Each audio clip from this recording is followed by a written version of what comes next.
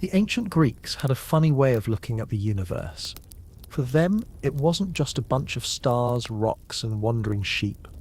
It was a perfectly ordered system that could be explained with numbers, not just any numbers either. Numbers with personality, numbers that could be friends or enemies, numbers that in their minds were as much a part of reality as mountains and olives. Imagine walking through Athens in 400 BC. You see philosophers in white robes arguing passionately in the marketplace. You might think they're debating politics, or maybe who sells the best wine. But no, they're probably arguing about whether the number one actually exists, or if it's just an idea. Yes, that was a real debate. And they were serious about it. For the Greeks, math was not simply a tool for merchants to figure out if someone was trying to cheat them out of a few drachmas. Math was the secret language of the universe. The philosopher Pythagoras, yes, the triangle guy, didn't just think numbers could describe the world. He thought numbers were the world. To him, the planets moved in perfect harmony, like a cosmic orchestra, and numbers were the sheet music. Of course, Pythagoras also had some strange rules for his followers. They weren't allowed to eat beans. Nobody's entirely sure why. Maybe he thought beans caused bad breath during philosophical debates. Or maybe he once choked on one and decided beans were evil. We'll never know. But somehow, this same man gave us one of the most important theorems in geometry. When the Greeks looked at the night sky, they didn't just see twinkling lights. They saw geometry problems waiting to happen. They believed the heavens were a giant geometric construction. Circles were perfect. Spheres were divine. The Earth itself, they thought, was a sphere because spheres were the most perfect shape possible. They weren't totally right about everything. They also thought the sun went around the Earth, but they did get the geometry obsession correct. Now, when we say they saw everything as number, we mean everything. Music, for example, wasn't just sound to them. It was math you could hear. Pythagoras and his followers discovered that musical notes could be explained by ratios of string lengths. Pluck a string exactly halfway and you get a note an octave higher. Make the string 2/3 of its length, and you get a perfect fifth. And suddenly, music wasn't just art, it was mathematics, with a beat. This blew their minds. It also meant they could annoy their friends by explaining every song in terms of fractions. Numbers didn't just describe the physical world, they described morality too. Odd numbers were considered masculine, even numbers feminine. Some numbers were perfect, like 6 and 28, because they were equal to the sum of their divisors. So 6 is 1 plus 2 plus 3, and 28 is 1 plus 2 plus 4 plus 7 plus 14. Did this make these numbers morally superior? To some Greeks, yes. Imagine thinking 6 is a better number than 8, because 8 isn't perfect. That's how seriously they took this stuff. Even the stars got dragged into their number obsession. Plato believed the universe was built out of 5 perfect geometric solids: the tetrahedron, cube, octahedron, dodecahedron, and icosahedron. In his mind, each shape represented one of the basic elements. Fire was a tetrahedron, water was an icosahedron, earth was a cube. This wasn't based on experiments. It was just too beautiful of an idea to pass up. After all, why wouldn't nature use geometry to build itself? The Greeks also believed that math could lead you to truth, the way a path leads to a temple. Numbers didn't lie. Humans lied. Politicians lied. Your neighbor might lie about who stole your goat. But numbers? They were pure. They were eternal, even if every person in Athens vanished. The number 4 would still exist somewhere in the cosmic fabric, quietly being 4. This is why Greek mathematicians were less concerned with doing practical calculations and more concerned with proving eternal truths. Measuring your land, that was for surveyors. Proving that the angles of a triangle always add up to 180 degrees. Now that was worth your time. And when you proved it, you didn't just solve one triangle. You solved all triangles, past, present, and future. That was immortality, in a way. To them, the universe was not random. It was a perfectly composed work of art, and numbers were the brushstrokes. Every ratio, every shape, every angle had meaning. They believed that by studying math, they were studying the mind of the gods, and that meant that mathematics wasn't just practical, it was spiritual. Still, it wasn't all lofty philosophy. The Greeks used their math in architecture, city planning, and even sports. The Olympic Games used geometry to design stadiums and tracks. Architects used ratios to make temples like the Parthenon visually harmonious. And in trade, Greek merchants needed arithmetic to make sure they didn't get cheated when selling olive oil to the Romans. But here's the thing. The Greeks' devotion to math as a philosophical pursuit was both their strength and their weakness. They explored numbers deeply, but they didn't push toward the kind of messy approximate calculations that would eventually lead to calculus. They wanted clean, perfect proofs, not infinite sums and decimal approximations. And that obsession with perfection would one day be the reason they stopped just short of one of the greatest breakthroughs in human history. For now, though, they were content with their cosmos of numbers. They believed that everything could be understood through harmony, ratio, and geometry. They could stand on a cliff, look at the horizon, and think, this is a line. Not just any line, a line defined by points with no width, stretching into infinity in both directions. And somehow, that made the world feel more knowable. If you'd been there, standing among them, you might have been caught up in it too. You might have found yourself caring deeply about whether a polygon had 9 sides or 10. You might have spent hours debating the moral character of prime numbers, and maybe, just maybe, you would have started to see the universe not as a chaotic mess, but as a vast, intricate pattern, waiting for someone to find the next hidden connection. And in that sense, the Greeks were right about something. The world is built on patterns. They might not have found calculus, but they found the first stepping stones on the path. And those stones are still there today, leading us forward, step by step, number by number, toward the infinite. When people think about ancient Greece, they often picture philosophers in flowing robes, debating the meaning of life while the warm Mediterranean sun bounces off marble columns. And yes, that did happen, but just like today, there was another much less glamorous side to life: paying taxes, keeping track of money, and making sure your neighbor didn't accidentally move his fence a few feet into your land. Mathematics in the Greek city-states, the polis, wasn't just for the scholars, it was for survival. A polis was like a living organism. It needed food, water, roads, markets, and a steady supply of people, arguing loudly in public squares. And just like any organism, it had to keep track of its resources. That's where everyday math came in. Trade was at the heart of Greek life. Imagine walking through the agora, the central marketplace. There's the smell of fresh bread, the shouts of merchants, and the sound of coins clinking together. Everyone's haggling, and behind all that noise there's math. Merchants used weights, measures, and a surprisingly advanced understanding of fractions to make deals.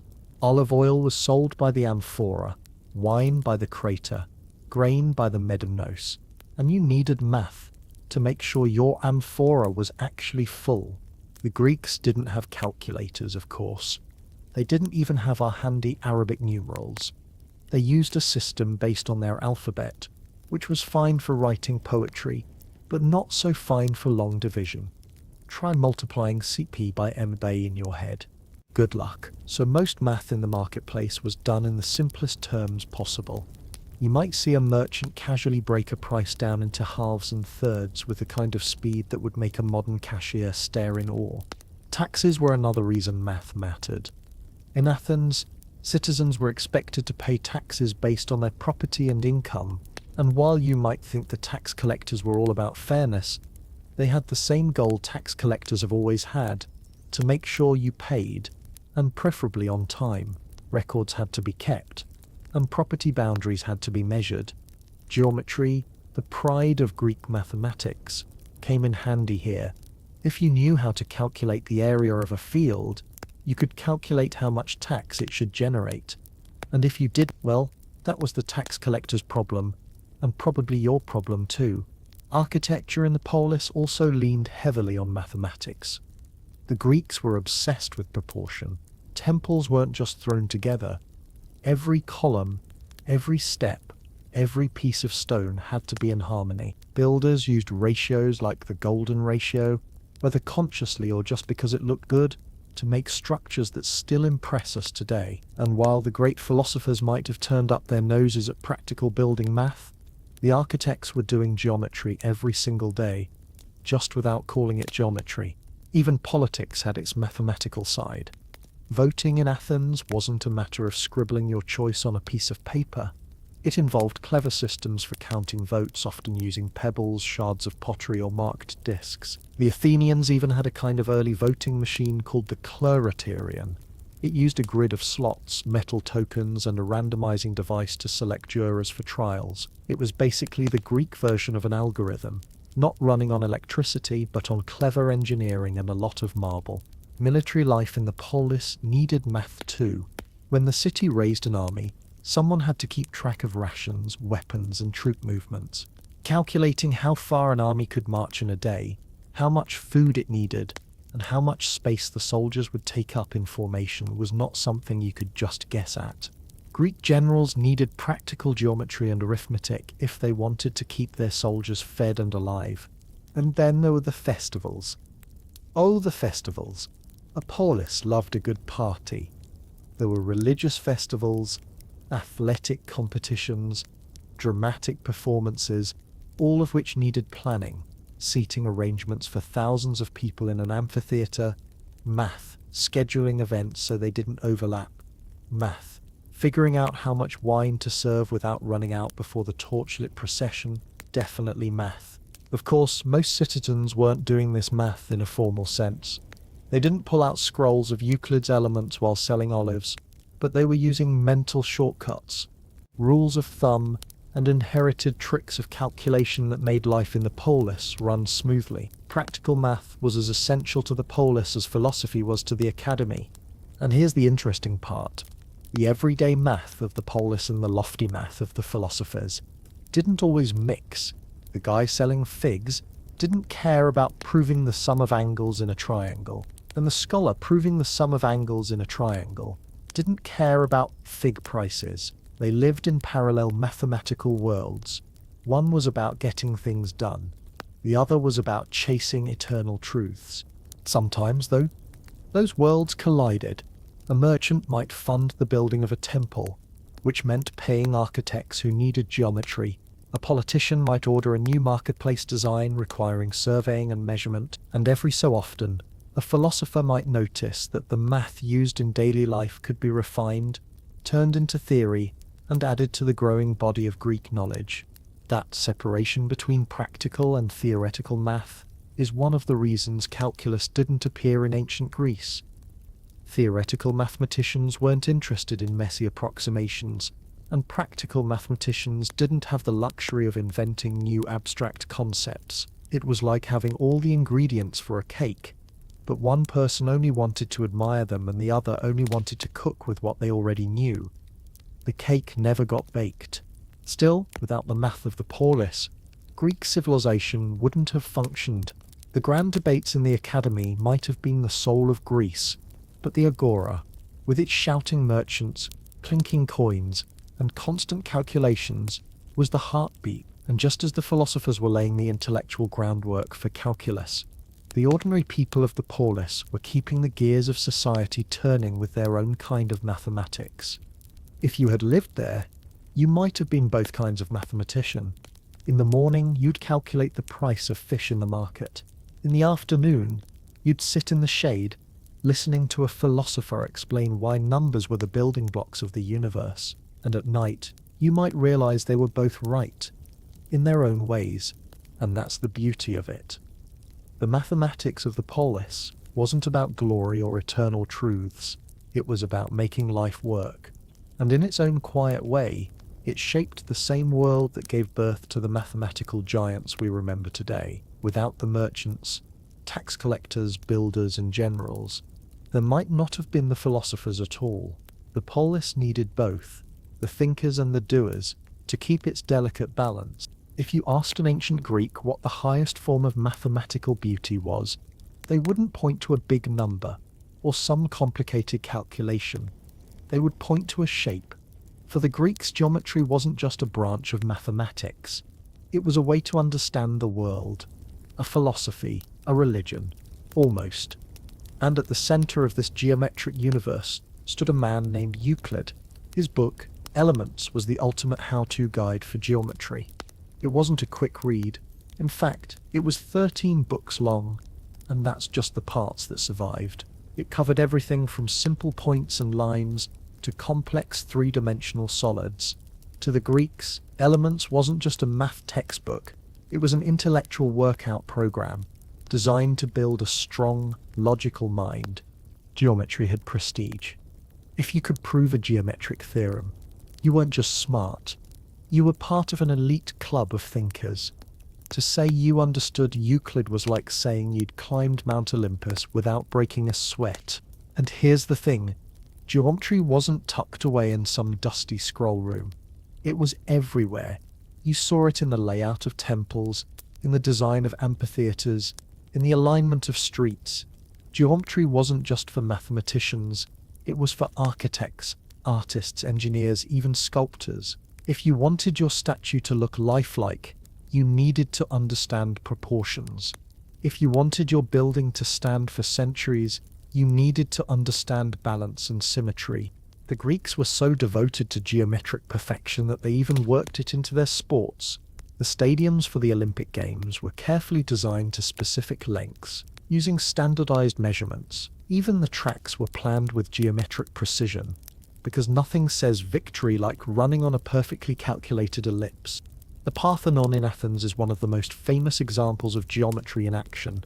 On the surface it looks simple, rows of columns, a triangular pediment, some sculptures, but if you take a closer look, you'll see subtle curves and adjustments that make it look more perfect than it actually is. The columns lean inward slightly. The steps are curved, not flat. The whole building plays tricks on your eyes, using geometric precision to make it appear flawless from every angle.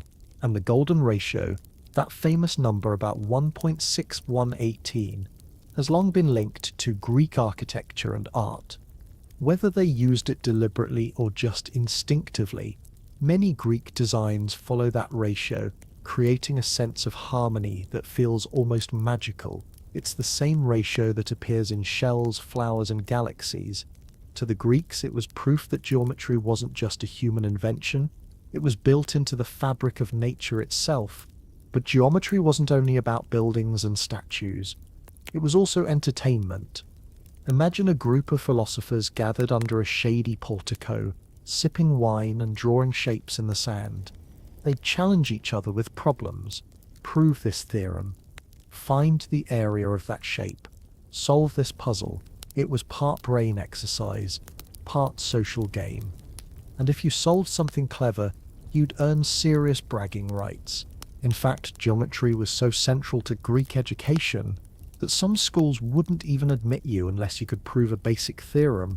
There's a story, probably exaggerated, but too good to ignore, about Plato's academy having a sign over the entrance that read, "Let no one ignorant of geometry enter." If that were true today, half of us wouldn't even get past the parking lot. Geometry also had a moral side, at least in the Greek mind. To understand geometry was to understand order, harmony, and truth. A perfectly drawn circle wasn't just a shape, it was a reflection of perfection itself.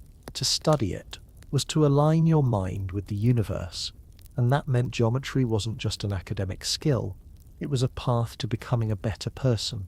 Of course, not everyone in Greece had the time or patience for deep geometry. Farmers didn't spend their days calculating the properties of icosahedrons, but even they used geometry when marking fields or building fences. It was so deeply woven into life that you couldn't avoid it, even if you tried. The influence of geometry even extended to politics and war. Fortifications were built with careful angles for maximum defense. City plans were often based on grids, making them easier to navigate and defend. Ships were designed with proportional measurements to improve speed and stability. Geometry wasn't just about beauty, it was about survival. One of the reasons the Greeks got so close to inventing calculus was their geometric way of thinking. They could visualize shapes, break them into smaller parts, and reason about limits without even having the word limit. Archimedes, for example, used geometric methods to find the areas of curved shapes, a step that was only a hair away from true calculus. But that's a story for later. For now, just imagine walking through a Greek city, knowing that almost everything around you, from the angle of a roof to the curve of a theatre seat, had been touched by geometry. It wasn't hidden in textbooks. It was alive in stone and wood, in marble and bronze. And the people who practiced it weren't just mathematicians. They were artists, builders, teachers, dreamers. Geometry was their lens on the world, the tool they used to measure not only distance and area, but beauty and truth. If you'd been there, you might have started seeing the world in shapes too. The tree wouldn't just be a tree, it would be a set of intersecting cones and cylinders. A river bend wouldn't just be water, it would be a curve waiting to be measured. And the night sky wouldn't just be stars, it would be points on a vast celestial sphere, plotted with infinite precision. For the Greeks, geometry was proof that the universe could be understood. And once you believe that, you start looking for patterns everywhere. You start believing there's an underlying design to life itself. That belief would push them closer and closer to ideas like calculus, until for reasons we'll get to later, they stepped away from the finish line. If you've ever been stuck in a conversation that feels like it will never end, you already understand something about Zeno's paradoxes. Zeno of Elea, a Greek philosopher from the 5th century BC, had a knack for asking questions that made people want to throw their wine cups at him. His paradoxes weren't about solving problems, they were about breaking your brain. The most famous one is the Achilles and the tortoise paradox. Here's how it goes. Achilles, the great hero, challenges a tortoise to a race. To make it fair, the tortoise gets a head start. Now, in the time it takes Achilles to reach the spot where the tortoise started, the tortoise has moved ahead a little bit. By the time Achilles reaches that new spot, the tortoise has moved a tiny bit further, and no matter how many times Achilles catches up to where the tortoise was, the tortoise will always be somewhere else. According to Zeno, Achilles will never pass the tortoise. Now, if you've ever actually seen a tortoise move, you know Achilles would have lapped it before you finished your coffee. But that's not the point. Zeno was trying to show that motion itself was an illusion, and the way he did it was to make people think about infinite sequences, the idea that you can divide a distance into smaller and smaller parts forever. Here's another one, the dichotomy paradox. Before you can get from point A to point B, you first have to get halfway there, and before that, you have to get halfway to that halfway point, and before that, well, you get the idea. You've got an infinite number of halfway points to cross before you even start moving. So how do you ever get anywhere? According to Zeno, you don't, which is news to anyone who has successfully walked to a bakery. Then there's the arrow paradox. Picture an arrow flying through the air. At any given instant, the arrow is in a specific position, not moving at all in that frozen moment. If at every instant it's just sitting there, then how does it move? Zeno basically argues that motion is impossible because at each now, the arrow isn't going anywhere. It's like a cosmic slideshow, and nothing's actually moving, you're just flipping through the frames. To modern minds, these paradoxes feel like clever word games. But in Zeno's time, they raised serious questions about the nature of space, time, and infinity. They forced people to ask, is reality continuous, or is it made up of tiny, indivisible chunks? Can you actually complete an infinite number of steps in a finite amount of time? These questions are right at the heart of what calculus would eventually answer. But remember, calculus was still 2,000 years away. The Greeks didn't have the tools to resolve these paradoxes mathematically. They could only debate them endlessly, which they were very good at. Zeno's paradoxes were like ancient clickbait. You'd hear one, get annoyed, then spend the next week trying to explain to your friends why it was wrong. And then they'd argue back, and soon you'd be lying awake at night wondering if you'd ever actually moved anywhere in your entire life. One of the interesting things about Zeno's approach is how he weaponized infinity. Infinity wasn't a friendly, abstract concept. It was dangerous. It could break your logic. If you think about dividing something in half forever, you run into problems that our brains aren't built to handle intuitively. That's why Achilles' race feels absurd. That's why the arrow seems stuck in place. Today, we'd handle Zeno with a bit of calculus. We'd talk about converging series, how adding smaller and smaller distances together can still give you a finite number. We'd explain that Achilles' infinite sequence of catching up actually takes a finite amount of time, but to the Greeks, this kind of explanation didn't exist. They had geometry, they had philosophy, but they didn't have the mathematical language of limits. And here's the funny part. Zeno might not have believed his paradoxes literally. He was a student of Parmenides, a philosopher who argued that motion and change weren't real. Zeno's paradoxes may have been propaganda, logical traps designed to defend Parmenides' ideas, so while everyone else was getting headaches, Zeno was probably enjoying himself immensely, watching the intellectual chaos he caused. Still, even if Zeno's goal was to confuse rather than clarify, he did something remarkable. He forced mathematicians and philosophers to think about problems involving infinity, motion, and division, problems that would eventually become the territory of calculus. He made it impossible to ignore the fact that the universe was a lot more complicated than it looked at first glance. Think about it. The same paradox that made ancient Greeks stare into the distance in frustration is also one of the reasons Newton and Leibniz eventually built the mathematics to handle change and motion. Without Zeno being the ancient world's most irritating dinner guest, we might not have gotten calculus at all. And maybe that's Zeno's real legacy. Not proving that motion is impossible, but proving that thinking about motion is incredibly hard. He showed that intuition isn't always enough, that you need a deeper, more precise way of describing the world if you want to avoid tying yourself in logical knots. Of course, in everyday life, the Greeks didn't stop moving just because Zeno said it was impossible. Achilles still ran races, arrows still flew, and people still made it to the bakery. But thanks to Zeno, a little shadow of doubt crept into the world. Motion worked, yes. But how exactly? That question lingered for centuries.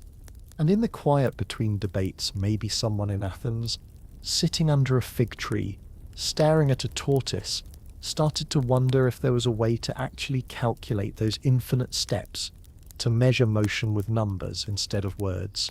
That, as we'll see, was a step toward the method of exhaustion, the next big leap on the road the Greeks almost finished.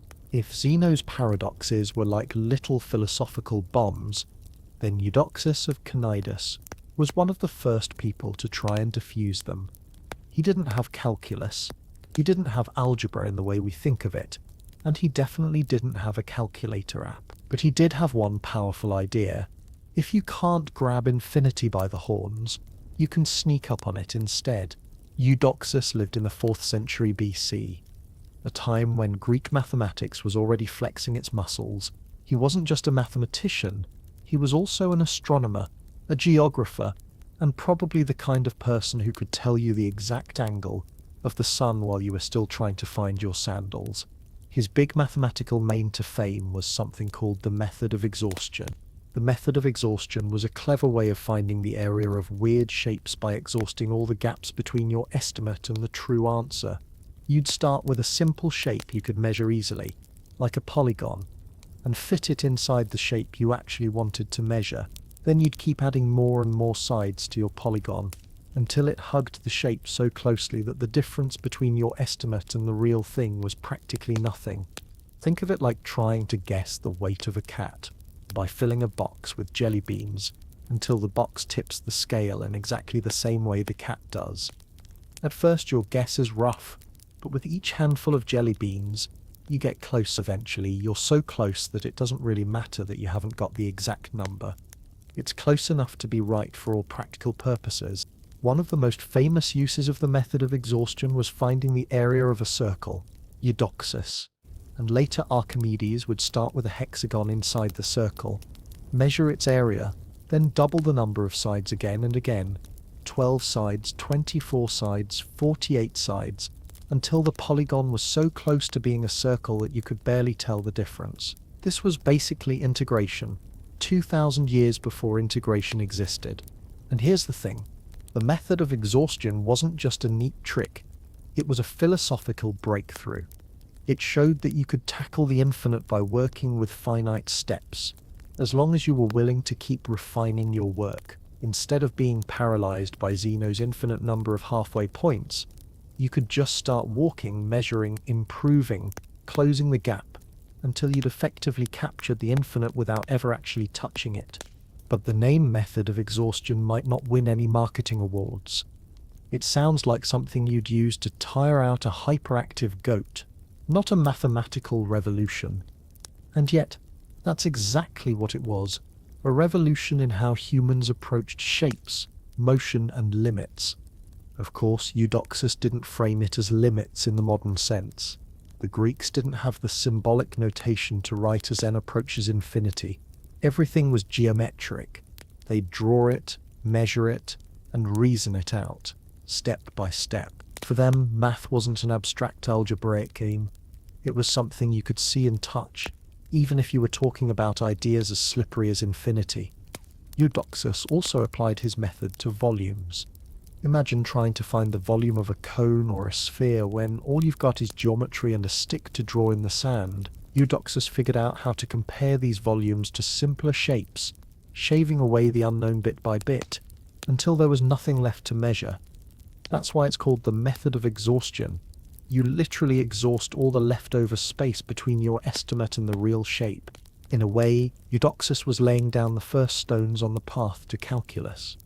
He was breaking big problems into smaller ones, adding up tiny pieces to get a total, and pushing as close as possible to the exact answer. That's integration in spirit, even if it didn't have the slick formulas we use today. But here's where the story gets bittersweet. The method of exhaustion could have been the bridge from Greek geometry to a fully developed calculus. The pieces were all there. The concept of limits, the ability to handle infinite processes in a finite way, and a tradition of logical proof to make it all rigorous. And yet, it stopped there. Eudoxus passed the torch to Archimedes, who pushed it further, but the Greeks never took the final leap. Why? Part of the reason was cultural. Greek mathematicians valued proof over computation.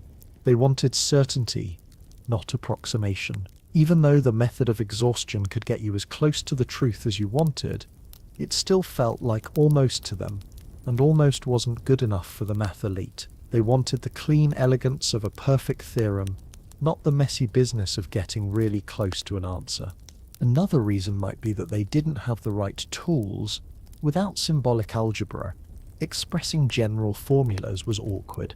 Without a way to write down an infinite sum concisely, they had to rely on words and diagrams, which makes building a general theory much harder. The method of exhaustion was powerful, but it was locked inside a geometry-first mindset. Still, Eudoxus deserves more credit than he usually gets. His work wasn't flashy. He didn't get the same legendary status as Archimedes, but he showed humanity something vital, that infinity could be handled. You didn't have to run away from it. You could approach it slowly, step by step, and even if you never touched it, you could get close enough to use it. That idea would echo through history.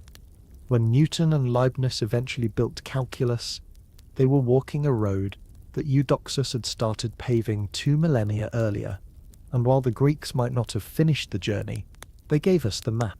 So the next time someone tells you math is just numbers and formulas, think about Eudoxus, crouched in the sand, sketching polygons inside circles, wearing a look of quiet satisfaction.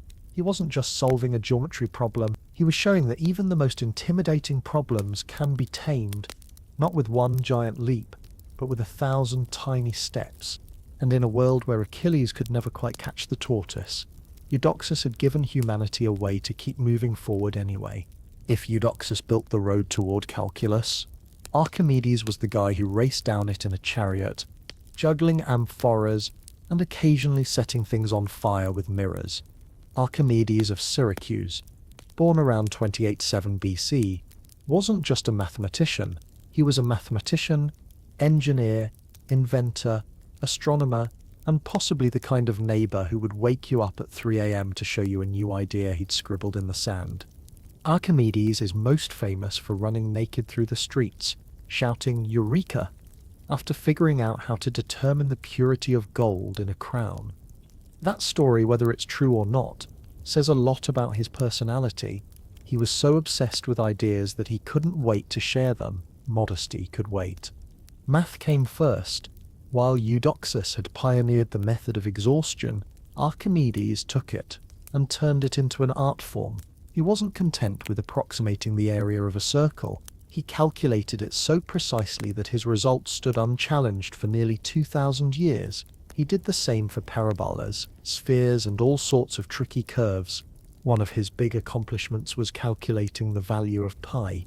He didn't have the modern decimal expansion, nobody did, but he got extremely close by drawing polygons inside and outside a circle. The more sides the polygons had, the closer their perimeters were to the circumference of the circle. With a 96-sided polygon, Archimedes nailed pi down between 3.7 and 3.1071. That's correct, to within a tiny fraction of a percent, all without a calculator or even Arabic numerals. Archimedes didn't just stick to flat shapes. He found formulas for the volume and surface area of spheres, and he even compared them to cylinders in ways that make every geometry student smile, and every calculus teacher quietly nod in approval. His proof that the volume of a sphere is 2/3 the volume of its circumscribing cylinder was so important to him that he asked for it to be carved on his tombstone. Imagine caring so much about math that you want your gravestone to be a geometry problem. And he wasn't only working in the quiet comfort of a study. Archimedes lived in Syracuse, a city-state caught in the turbulent politics of the Mediterranean, when the Romans came knocking, and by knocking I mean laying siege to the city. Archimedes turned his genius toward defense. He designed war machines that terrified his enemies, catapults, giant cranes to lift enemy ships, and mirrors that supposedly focus sunlight to set ships on fire. Historians debate whether the mirror story actually happened, but it's the kind of thing Archimedes might have tried just to see if he could. Still, his most calculus-adjacent work came from his obsession with curves and infinite processes. Archimedes figured out how to find the area under a parabola by summing an infinite series of triangles, something that in modern terms is exactly what integration does. He even discovered results about geometric series that wouldn't have written in algebraic form until thousands of years later. The method of exhaustion was still his go-to tool, but he wielded it with an elegance nobody had matched before. If Eudoxus used it like a carpenter's chisel, Archimedes used it like a surgeon's scalpel. He could calculate areas, volumes, and centers of gravity for shapes so complex that you almost wonder if he was showing off. Archimedes also had a playful side. In his treatise, The Sand Reckoner, he tried to calculate the number of grains of sand needed to fill the entire universe, as the Greeks understood it. To do that, he had to invent a new way of writing large numbers, because the Greek numeral system couldn't handle the size of his answer. This was classic Archimedes. Take a wild, almost ridiculous question, then use it as an excuse to invent new math. But Archimedes had one big limitation, the same limitation that kept all Greek mathematics from becoming full-blown calculus. He worked entirely in geometry. Without symbolic algebra or a good number system, he had to express everything with diagrams and words. This made his work brilliant, but also fragile. Without the right context, later generations struggled to build on it. That's why, when Archimedes was killed during the Roman conquest of Syracuse, despite strict orders to spare his life, a vast amount of his work was lost or scattered. Some of his writings survived only because they were copied onto parchment, erased centuries later, and written over with prayers in what we now call the Archimedes palimpsest. Imagine the world's greatest calculus prequel hidden under medieval church notes for centuries. Even so, the pieces we do have show a mind that was constantly reaching for the infinite. Archimedes didn't just measure things, he pushed measurement to its logical extreme, breaking shapes into infinitely small pieces in a way that feels astonishingly modern.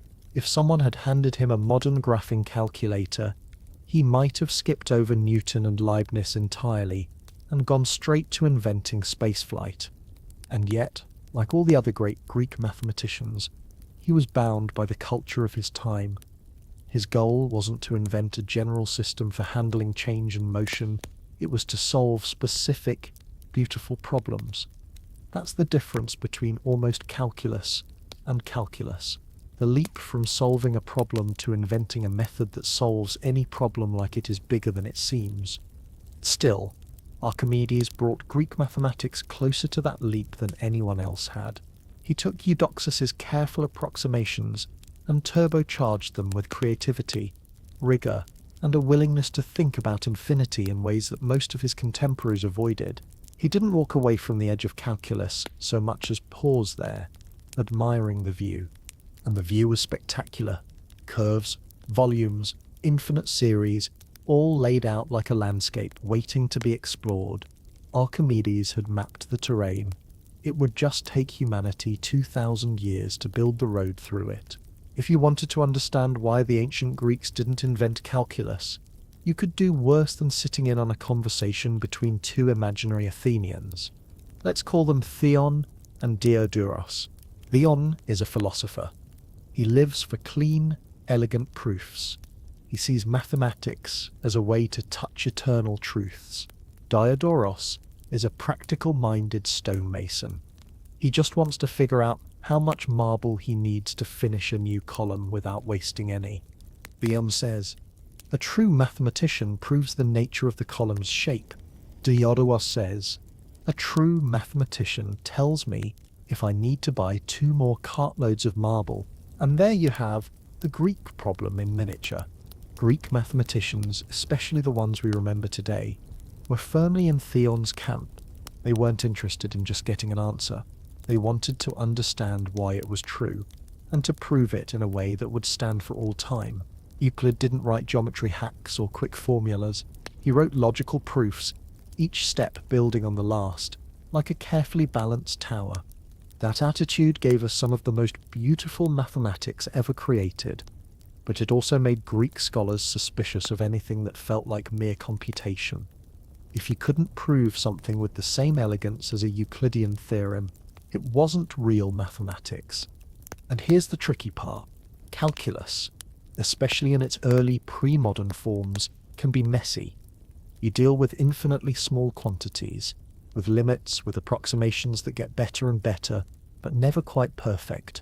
To the Greek mathematical elite, that was like showing up to a banquet in a tunic covered in olive oil stains. Even if the food is good, the presentation is unacceptable. It wasn't that they couldn't approximate. Archimedes, as we've seen, did it brilliantly, but the mindset was different. For Archimedes, approximations were a stepping stone to a perfect proof.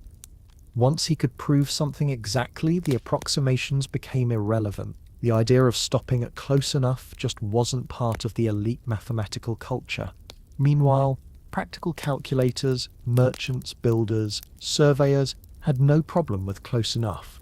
If your tax estimate was within a drachma or 2, or your wall was only a handspan off, that was fine. The problem was that these two worlds didn't talk to each other much. The philosophers looked down on the calculators, and the calculators thought the philosophers were impractical dreamers. This cultural divide meant that the messy, iterative thinking that would one day become calculus never quite gained traction in Greece. Philosophers were happy to discuss motion, change, and infinity in abstract terms, Zeno's paradoxes, for example, but turning those ideas into a systematic computational tool, that was work for a different kind of mind. And that kind of mind wasn't in charge of Greek mathematics. The Greek number system didn't help either. Using letters of the alphabet for numbers worked fine for accounting, but it was clumsy for serious calculation. Imagine trying to work through a limit problem when you have to write out phi lambda delta instead of 5 or 3. Without an efficient notation, the incentive to push computational methods further just wasn't there. Philosophy also shaped what problems they considered worth solving. Plato famously thought that the material world was just a shadow of the perfect eternal world of forms. Mathematics was valuable because it pointed toward that eternal truth. This meant pure geometry, which dealt with perfect lines and shapes that didn't actually exist in the messy real world, was the gold standard. The physical world, with its imperfect curves and irregularities, was a distraction. Now, if you're trying to invent calculus, you kind of need to care about the messy real world. You need to be okay with measuring curves that aren't perfect, speeds that change irregularly, and areas that don't have neat formulas. In other words, you need to be a little more Diodorus and a little less Theon. But in Greek mathematics, Theon usually won. And so, while the pieces of calculus appeared, infinite processes in Zeno, limit-like thinking in Eudoxus, near integration in Archimedes, they never got combined into a general flexible system. The mindset just wasn't there. That's not to say the Greeks were wrong in their priorities. Their obsession with proof gave us a foundation that's still the bedrock of mathematics today. Without their rigor, later mathematicians might have built calculus on shaky ground, but it also meant that calculus had to wait until a different mathematical culture came along, one that was more comfortable with approximation computation and formulas you could actually use in the real world. In a way, Greek mathematics was like a beautiful marble statue, perfect, timeless, unchanging, and also completely still. Calculus, when it came, would be more like a machine. Not as pretty, maybe a bit noisy, but capable of doing real work in the world. So while Archimedes stood at the edge of calculus, peering into the infinite, the culture around him was quietly pulling him back. It was safer, cleaner, and more respectable to stick with geometry and leave the messiness for someone else, somewhere else, some other time. And that's exactly what happened. The ideas didn't vanish entirely. They were preserved, transformed, and carried forward by other cultures. But the Greeks themselves, for all their brilliance, never crossed that final bridge. If you've ever tried to do long division in your head, you know it's not much fun. Now imagine doing it in a number system that wasn't designed for heavy-duty calculations in the first place. That was the reality for even the brightest mathematicians in ancient Greece. Their numeral system worked fine for basic counting and record-keeping, but when it came to advanced math, it was like trying to run a marathon in sandals made of bread. The Greek number system used their alphabet as numerals. The first 9 letters stood for the numbers 1 through 9, the next 9 letters for the tens, and the next set for the hundreds. So, for example, alpha was 1, beta was 2, iota I was 10, and rho was 100. To write 241, you'd mash together the letters for 200, 40 and 1. It worked, but only up to a point. The big problem was that the system wasn't positional. In our modern base 10 system, the position of a digit tells you its value. A 2 in the hundreds place means 200, in the tens place means 2, and so on. That makes it easy to add, subtract, multiply, and divide. The Greeks didn't have that. Their numbers were just collections of symbols with fixed values. It was like trying to do algebra using Roman numerals, possible but so awkward that you'd avoid it unless you absolutely had to. Let's say you wanted to multiply 256 by 37 in the Greek system. You'd have to break each number down into its separate parts, multiply each part by each part, and then add the results together, all without a nice compact column of digits to keep track of your place. And remember, you'd be doing this without paper. Most of the time you'd be scratching in the sand or on a wax tablet, and one careless elbow could erase your entire calculation. For everyday purposes, counting ships, weighing grain, tallying taxes, the Greek system was fine. Merchants weren't multiplying 4-digit numbers all day, but for theoretical work, especially anything involving large or awkward numbers, it was a nightmare. That's one reason so much Greek mathematics stuck to geometry. It was easier to work with lines, shapes, and ratios than to wrestle with messy arithmetic. Ratios, in fact, were the Greeks' secret weapon for getting around their numeral problem. If you couldn't easily write 0.75, you could just say 3 to 4, and work with that. Ratios fit neatly into geometric diagrams and could be manipulated without ever converting them into long numbers. This made their math cleaner, but it also meant they didn't develop the habit of working with general numerical formulas, a habit that would have been useful for calculus. Another quirk of the Greek numeral system was the lack of a true zero. They didn't have a symbol for nothing in the way we do. In geometry, that wasn't a huge issue. You could just talk about points with no length or areas with no size. But in arithmetic, zero is a game changer. Without it, positional notation doesn't work. And without positional notation, large-scale computation is clumsy at best. You can see the ripple effects of this in their approach to infinity. Without a strong number system to handle very large values or very small fractions, infinity remained more of a philosophical concept than a computational tool. They could talk about it, imagine it, even edge up close to it with the method of exhaustion. But they didn't have a neat way to express the kinds of endless sums and infinitesimal changes that calculus thrives on.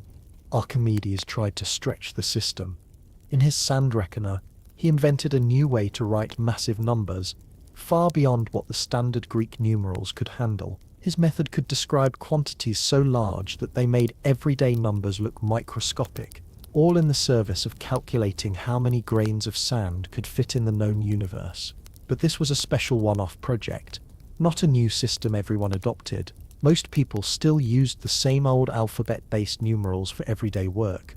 If you think about it, it's kind of amazing how far the Greeks got without a convenient notation system. They built the foundations of geometry, trigonometry, and number theory, using a setup that would make most modern students cry. But there's no denying that their system slowed them down. It discouraged experimentation with big numbers and complicated calculations, exactly the kind of work that might have pushed them over the edge into calculus.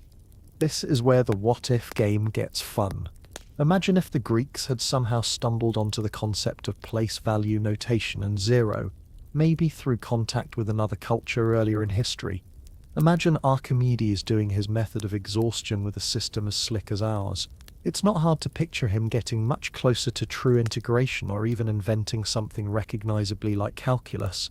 But history didn't play out that way. The Greek numeral system remained serviceable but limited, and those limits helped shape the path of their mathematics. Instead of pushing into heavy computation, they leaned into proof, theory, and geometry, areas where the lack of a strong number system didn't hurt as much. It's tempting to think of this as a failure, but it's also the reason Greek math feels so timeless. Their results don't depend on calculation tricks or convenient notation. The proof about triangles works just as well now as it did 2,000 years ago, no matter what number system you use. That's part of the reason their work survived and inspired mathematicians for centuries. Still, you can't help but imagine the alternate timeline: Greek calculus, Greek physics, maybe Greek space travel if they'd had the tools to crunch the numbers more easily. Instead, their numeral system kept their math beautiful, but static, like a marble statue, flawless, elegant, and completely still. If you picture the ancient Greeks as spending all their time doing philosophy, drawing perfect circles in the sand, and calmly discussing the meaning of life, well, that's only half the story. The other half is chaos, wars, invasions, political squabbles, assassinations, and the occasional city getting burned to the ground. It turns out that developing advanced mathematics requires more than just brilliant thinkers. You also need stability, resources, and time, and the Greeks didn't always have those in steady supply. Take Athens, for example. In the 5th century BC, it was at its cultural peak. The Parthenon was going up, theatre was flourishing, and Socrates was asking uncomfortable questions to anyone who'd listen. But it was also fighting the Peloponnesian War against Sparta, a conflict that lasted nearly 30 years. Wars like that don't exactly encourage quiet, focused research.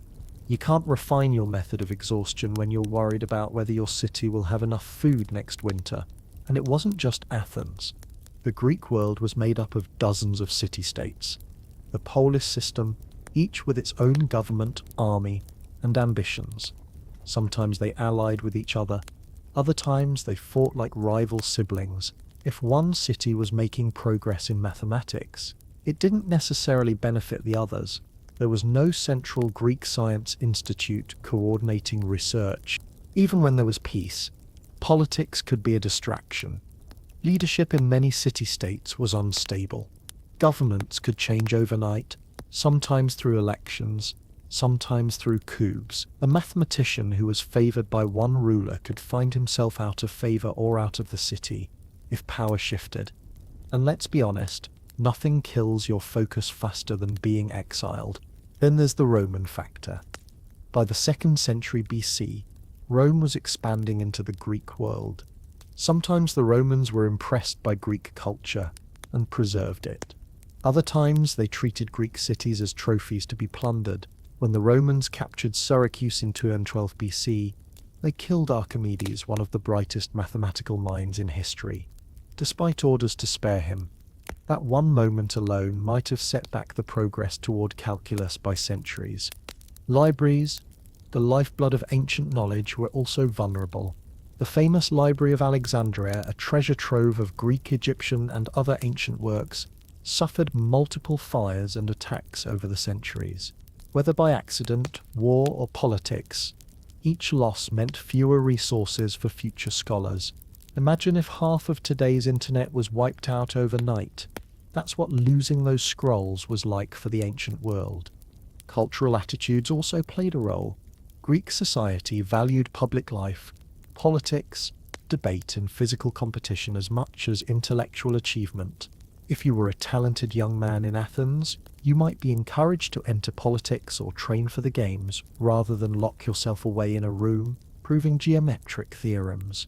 Mathematics was respected, yes, but it wasn't always the path to influence or prestige. Even religion could get in the way. Some philosophical schools were deeply tied to spiritual or mystical beliefs. Pythagoras' followers, for example, mixed mathematics with rules about diet, ritual, and the harmony of the soul. That gave math a special aura, but also kept it within certain ideological boundaries. If a new idea didn't fit the worldview, it might not be explored. The simple truth is that great leaps in knowledge don't happen in a vacuum, or rather they do, but not when your vacuum is being invaded, taxed, and argued over. The Greeks were brilliant, but they were also human. They had to eat, defend their homes, navigate politics, and survive the unpredictability of their time.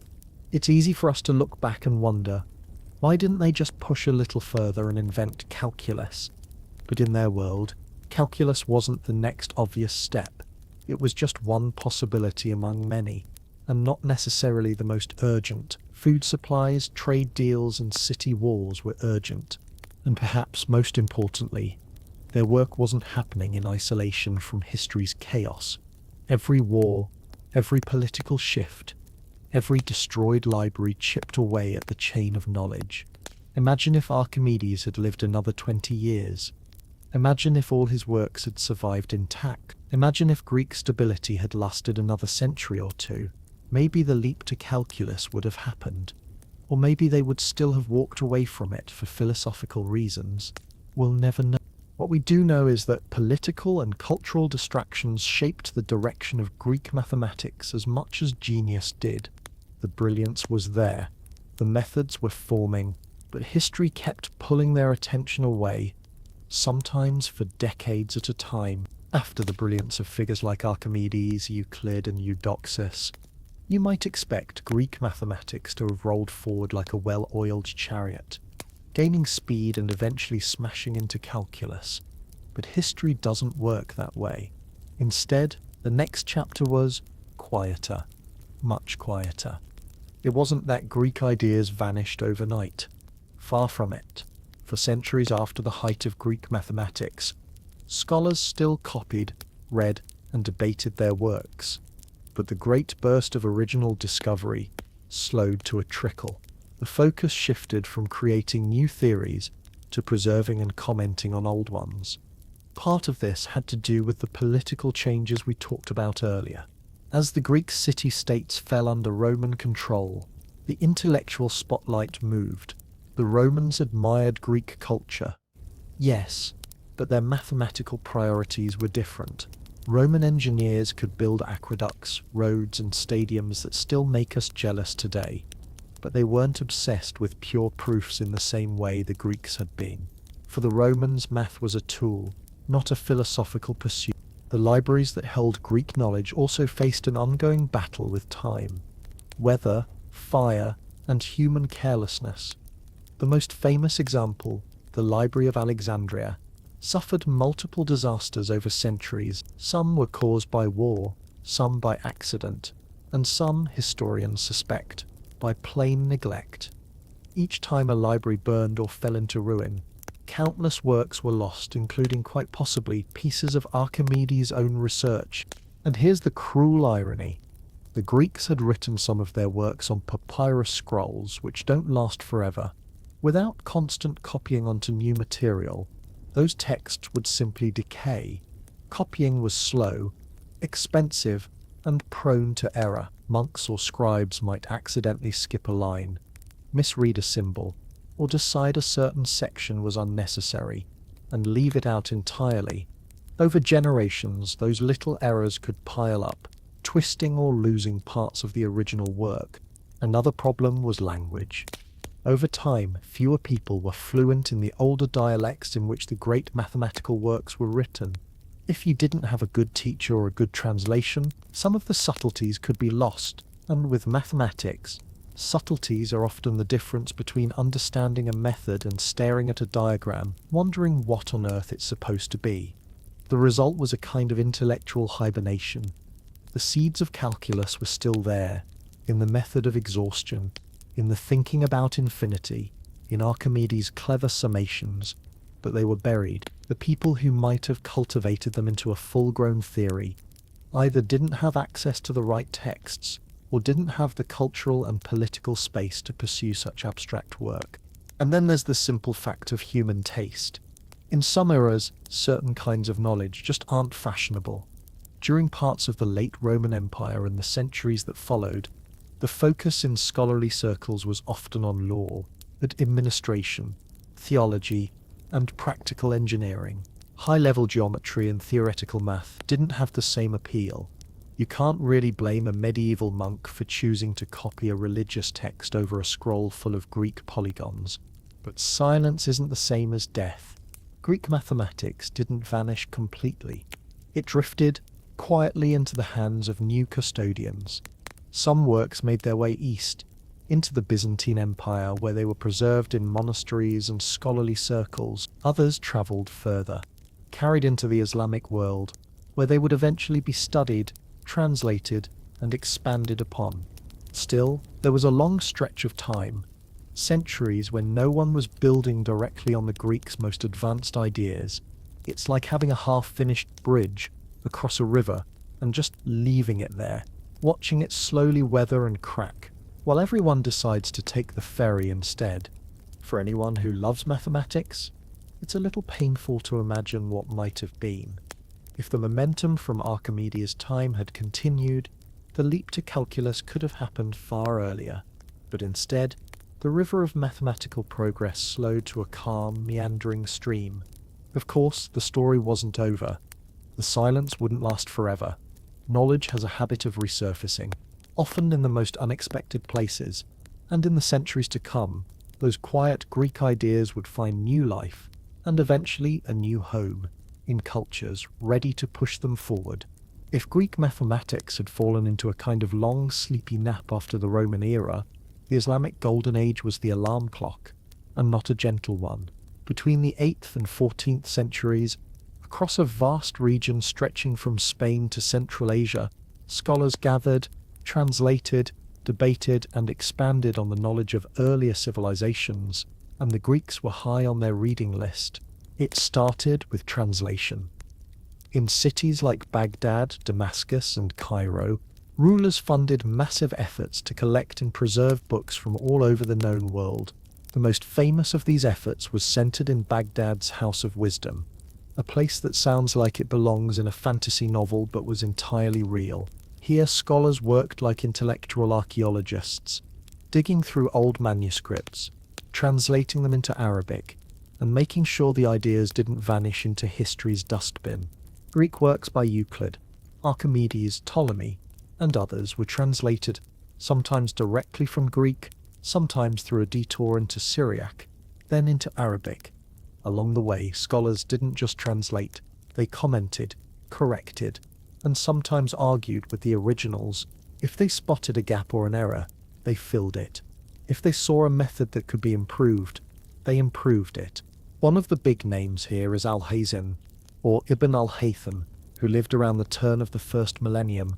While best known for his work in optics, he also tackled geometry and infinitesimals in ways that feel surprisingly modern. Then there's Al-Karaji, who developed algebraic methods that made handling powers and roots far more practical. You could almost say he was doing pre-calculus without calling it that. The Islamic Golden Age also gave us Al-Khwarizmi, whose name is the root of the word algorithm. His work on algebra didn't come directly from the Greeks, but it was part of the same intellectual ecosystem that treated mathematics as a universal language. Algebra gave mathematicians a more flexible toolkit for working with unknowns and general formulas, the very thing the Greeks had lacked. Astronomy was another driver of mathematical progress. Accurate astronomical models required precise calculations, and that pushed mathematicians to refine trigonometry, build better tables, and work with functions in ways that would eventually feed into calculus. Observatories were like math labs, where theory and measurement met under the stars. Here's the key difference from the later Greek world. In the Islamic Golden Age, practical application and theoretical beauty often went hand in hand. Mathematics wasn't locked away in ivory towers, nor was it confined to the market stalls. Astronomers, architects, engineers, and pure mathematicians often overlapped. This mix of theory and application created fertile ground for developing new methods. And the scholars of the Islamic Golden Age were not shy about tackling infinity. While they didn't build full calculus, they engaged with infinite series, geometric progressions, and summations in ways that pushed far beyond what most Greeks had done. Some even flirted with the idea of integration when working out areas and volumes for complex shapes. Trade routes also played a role. The Islamic Empire's vast reach meant ideas could travel. A concept from India might meet a method from Greece in a Baghdad study room and produce something entirely new. This is how the Hindu-Arabic numeral system, with its revolutionary zero and place value notation, came into widespread use. That single upgrade in notation made complex calculation far easier than anything possible with Greek numerals. If Archimedes had had access to this system, who knows what he might have done. Importantly, these scholars preserved Greek works in their entirety. By the time much of Europe was in its early medieval period, Greek texts had all but disappeared from the Latin-speaking world. But in the Islamic world, they were being copied, studied, and debated. This preservation was no small thing. Without it, the Renaissance mathematicians in Europe would have had far less to build on. Still, even here, calculus didn't quite happen. Why? Some of the same cultural preferences lingered. A focus on exactness, geometry, and algebraic structure, rather than a general system for dealing with rates of change and accumulation. But the gap was closing. By fusing Greek geometry with algebra and a more powerful numeral system, these scholars moved mathematics closer to what calculus needed to be, and eventually the knowledge they'd preserved and expanded would travel back west through translations into Latin. In places like Toledo in Spain, Europe would rediscover not just Greek mathematics, but Greek mathematics as enhanced and interpreted by centuries of Islamic scholarship. So if the Greeks had almost invented calculus but stopped, the Islamic Golden Age kept their work alive, sharpened it, and added new tools to the kit. By the time the Renaissance rolled around, the stage was set for someone to finally make the leap. If the Islamic Golden Age was a buzzing cafe of ideas, Medieval Europe was more like a quiet library, where most of the books were locked in a back room. Mathematics hadn't vanished entirely. It was just dozing, curled up under a pile of parchment, occasionally stirred awake by the scratch of a monk's quill. In the early Middle Ages, much of Europe was focused on survival, politics, and religion. The big priorities were keeping kingdoms intact, defending borders, and building cathedrals that reached toward heaven. Mathematics, at least in the sense of advanced Greek-style theory, was not the hottest topic at the village tavern. But that doesn't mean nothing was happening. Monasteries were the main centers of learning, and monks did copy Greek and Roman texts when they could get them. Some works survived in Latin from Roman times, but the really juicy Greek material often only returned to Europe through Arabic translations, and those translations didn't flood in all at once. They trickled. Sometimes that trickle came with a surprise. There are manuscripts from this period where the diagrams from a Greek geometry text have been faithfully copied, except they now feature tiny doodles of cats curled up inside the circles. Scholars debate whether this was artistic whimsy, a bored monk, or maybe the original medieval equivalent of watermarking your work. For most of the early medieval period, European math was practical math. You needed it for trade, building, and keeping track of church calendars. The most advanced calculations many people encountered were in figuring out when Easter would fall, which sounds simple but actually involves some surprisingly tricky lunar math. Then, slowly, the pace began to change. By the 12th century, scholars in places like Spain and Sicily were translating Arabic versions of Greek works into Latin. Toledo became a hotspot for this knowledge exchange, with translators working on everything from Euclid's Elements to Ptolemy's Almagest. Suddenly, European scholars who had been working with scraps now had whole books, and the reaction was mixed. Some were amazed by the precision and rigor of Greek geometry. Others were slightly overwhelmed, like someone who's just been handed a 500-piece tool set when they've only ever used a hammer and a nail. It took time to absorb, understand, and teach this rediscovered knowledge. The adoption of the Hindu-Arabic numeral system, complete with the all-important zero, was another game-changer. This didn't happen overnight either. Merchants loved it, because it made calculations faster and less error-prone. But some people distrusted it. There were laws in some Italian cities banning the use of these infidel numbers in contracts, supposedly because they made fraud easier. In reality, they probably just scared people who were used to the old Roman numerals. By the late Middle Ages, universities were emerging, and with them came more structured teaching of mathematics.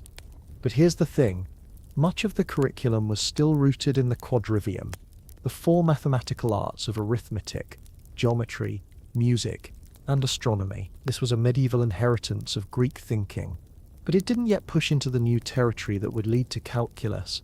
That said, astronomy and navigation were quietly pushing things forward. As Europe began exploring further afield, sailors and cartographers needed better ways to measure, plot, and predict. This drove advances in trigonometry and geometry, not yet calculus, but definitely movement in the right direction. By the 14th century, a few thinkers were starting to experiment with ideas that hinted at calculus. The Merton calculators, a group of scholars at Oxford, played with the concept of average velocity, even coming up with what we now call the mean speed theorem. They didn't formalize it into a general system, but it was a glimpse of things to come, and all along the shadow of Greek mathematics was there. Euclid, Archimedes, and Ptolemy were back in the conversation, thanks to the translations and commentaries preserved during the Islamic Golden Age. It was like an old band getting back together after a long break. The music was familiar, but the audience was starting to hear it in a new way. So while medieval Europe's wake-up was slow, and occasionally distracted by, say, building an enormous cathedral or fighting a 100-year war, it was real. By the time the Renaissance dawned, Europe was no longer just preserving Greek mathematics. It was almost ready to start adding to it again. And when that happened, the Greek, almost calculus ideas would be rediscovered, reinterpreted, and finally turned into something new. By the time the Renaissance rolled around, Europe was like a student who'd finally found all the missing pages to their homework, and realized the assignment had been due for 1500 years. Ancient Greek texts were coming back into circulation, and among them were the works of one man whose mathematical brilliance had never really been matched, Archimedes.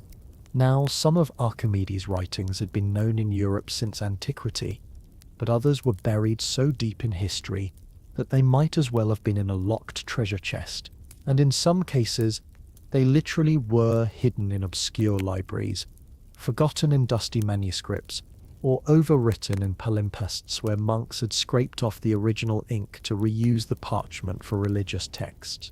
Imagine erasing a calculus prototype to write Sunday service notes. During the Renaissance, scholars began actively hunting for these lost works. In 1544, the first Latin translation of some Archimedean treatises was printed, sparking renewed interest. It was like finding an old instruction manual for a machine you didn't even know existed.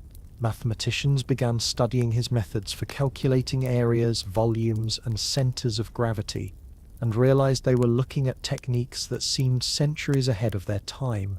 Archimedes on the measurement of a circle and on spirals fascinated Renaissance thinkers.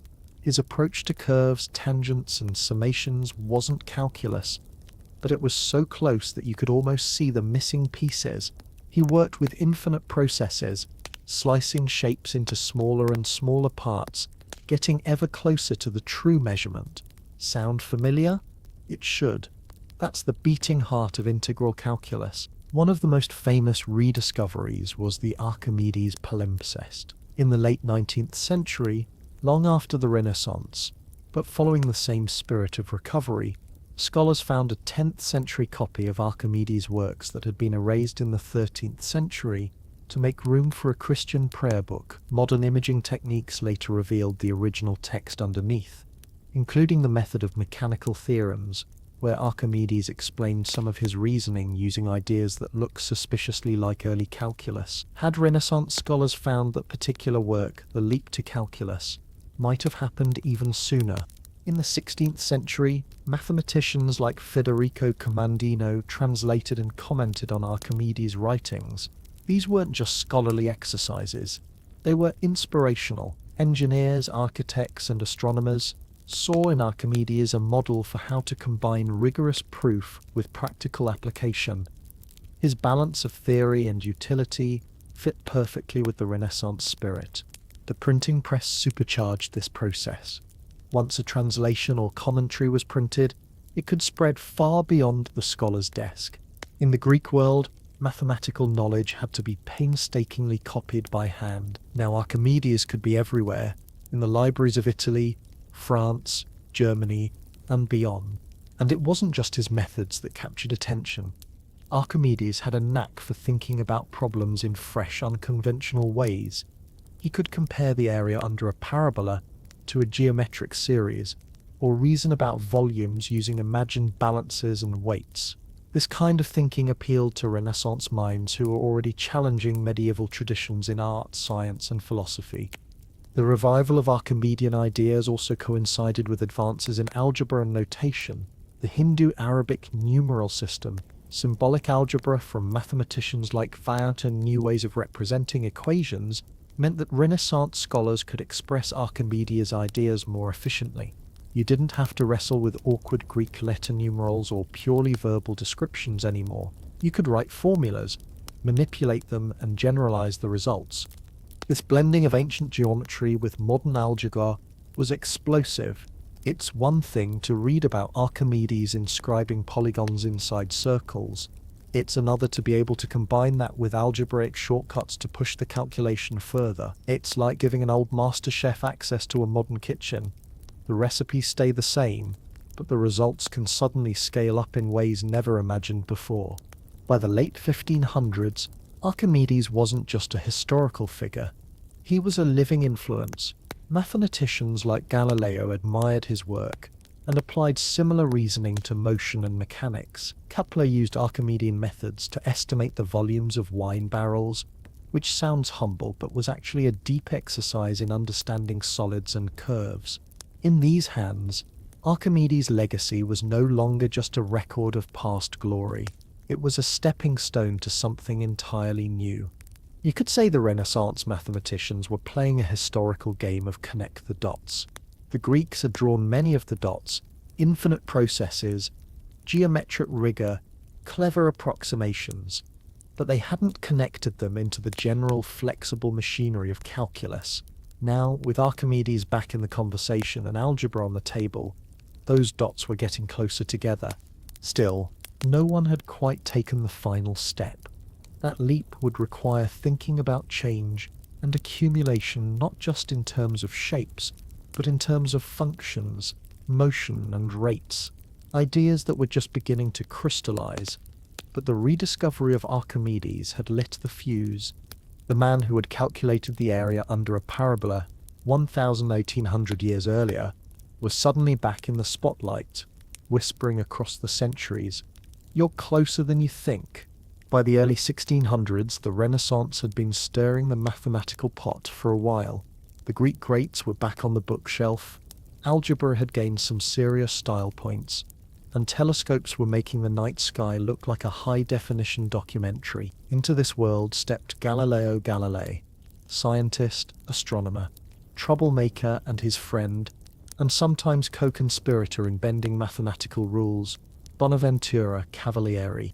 Galileo's reputation tends to center on astronomy, pointing a telescope at Jupiter, discovering its moons, and making the church very uncomfortable. But he was also deeply interested in motion, and that's where his work starts brushing up against the territory of calculus. In studying falling bodies, Galileo noticed something revolutionary. The distance an object falls isn't proportional to time, it's proportional to the square of the time. In modern language, he had discovered a quadratic relationship between time and distance. He didn't have the calculus tools to write it as third, he could describe it with experiments, measurements, and clever reasoning. To figure this out, Galileo rolled balls down inclined planes, partly because it slowed the motion enough for him to time it accurately with water clocks, and partly because dropping heavy objects from towers all day might have attracted too much attention. This hands-on experimentation blending theory with measurement was a big shift from the pure geometry of the Greeks. It brought mathematics into direct conversation with the physical world in a way that would be essential for calculus. Enter Cavalieri. While Galileo was experimenting with motion, Cavalieri was experimenting with geometry in a whole new way. He developed what he called the method of indivisibles. The idea was bold. Imagine a plane figure, like a triangle or a circle, as being made up of infinitely many parallel lines, his indivisibles, and a solid as being made of infinitely many parallel planes. If that sounds suspiciously like integration, you're not wrong. Cavalieri's method allowed him to calculate areas and volumes by summing these indivisibles. He could, for example, find the area under a curve by imagining slicing it into infinitely thin strips and adding them up. Exactly the mental picture we use in calculus today, just without the formal notation. Now, the infinitely thin part made some mathematicians nervous. Infinity had a way of making people's logic alarms go off. To critics, Cavalieri's indivisibles looked like mathematical sleight of hand, fine for getting a quick answer, but not rigorous enough to be considered real mathematics. Sound familiar? That's the same skepticism early calculus would face decades later. The thing is, Cavalieri's method worked. It was faster and often simpler than the classical Greek approaches, and it could handle shapes that the method of exhaustion struggled with. Galileo himself praised it, and used similar reasoning in some of his work. But like Archimedes before him, Cavalieri didn't turn his technique into a general system for all kinds of problems. He applied it case by case, often to geometric puzzles that caught his interest. Still, the cultural shift here was enormous. The Greeks had preferred exactness over computation, geometry over algebra, and proof over experimentation. Galileo and Cavalieri flipped that balance just enough to open the door to new ways of thinking. Experiment and approximation weren't just tolerated, they were celebrated if they produced useful, testable results. In many ways, Galileo's work on motion and Cavalieri's work on indivisibles were the last big pieces of the puzzle before calculus. You had the idea of change over time, the summation of infinitely many parts, and the willingness to mix theory with practical application. What was missing was the unifying language, a set of rules and notation that could tie these ideas together for any function, curve, or motion. And that's where the story is about to pivot to two men whose names are forever linked, Isaac Newton and Gottfried Wilhelm Leibniz. But before they arrive on the scene, it's worth pausing to appreciate Galileo and Cavalieri for what they were, bridge builders. They didn't invent calculus, but they walked right up to its front door and knocked. Cavalieri's indivisibles would later be formalized into the concept of integration, while Galileo's studies of acceleration would become textbook examples of differential equations in action. Between them, they proved that the gap between Greek geometry and modern calculus wasn't as wide as it looked. It just needed someone to take the leap. By the late 1600s, the world of mathematics was ready for calculus. It just didn't know it yet. Galileo and Cavalieri had nudged the door open. Algebra and geometry were finally holding hands, and telescopes and microscopes were making everyone curious about the very large and the very small. All that was left was for someone to walk through the door and build the house. But someone turned out to be two someones. In England, a young Isaac Newton was busy inventing calculus in between bouts of studying optics, inventing a new kind of telescope, and, of course, formulating the laws of motion and gravity. In Germany, Gottfried Wilhelm Leibniz was doing much the same, though with a bit more flair for notation and a philosophical streak that could rival any Greek thinker. Newton started developing his version of calculus in the mid-1660s, during a period when the plague had closed Cambridge and sent him home with a lot of free time. If you've ever wondered what you could achieve if you were stuck in your house for months, Newton's answer was invent calculus, discover the law of universal gravitation, and change physics forever. His approach was deeply tied to motion. He thought about quantities changing over time, speeds, accelerations, forces, and developed a way to describe these changes mathematically. He called his method the method of fluxions, where a fluxion was essentially a derivative, the rate at which something changed. Meanwhile, Leibniz began working on his own version in the 1670s. His focus was more on areas under curves and summations, what we'd call integration. He introduced much of the notation we still use today, like the elongated S for sum, tick, and the D for differentials. Where Newton's method looked like it had been written in a code only he could understand, Leibniz's was polished, teachable, and ready for mass adoption. Here's the twist. They invented calculus independently. But when their work became public in the late 17th century, things got messy. Very messy.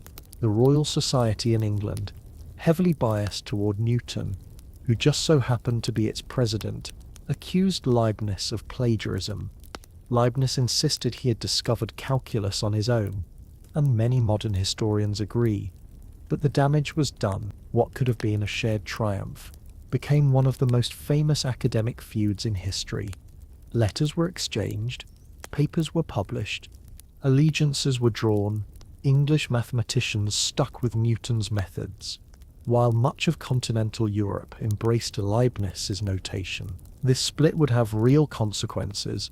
England's mathematical isolation slowed its progress in some areas for decades. The irony is that both Newton and Leibniz had built on the work of earlier thinkers, Archimedes, Cavalieri, Galileo, and many others, stretching back to the Greeks. The seeds of calculus had been planted over 2,000 years earlier. These two just happened to be the ones who finally put it all together. And what a together it was. Newton's calculus could handle the motion of planets and falling apples. Leibniz's version could elegantly describe curves, areas, and rates of change. In truth, the two systems were mathematically equivalent, just expressed differently. Over time, the world mostly adopted Leibniz's notation, but Newton's physical insights remained a cornerstone of physics.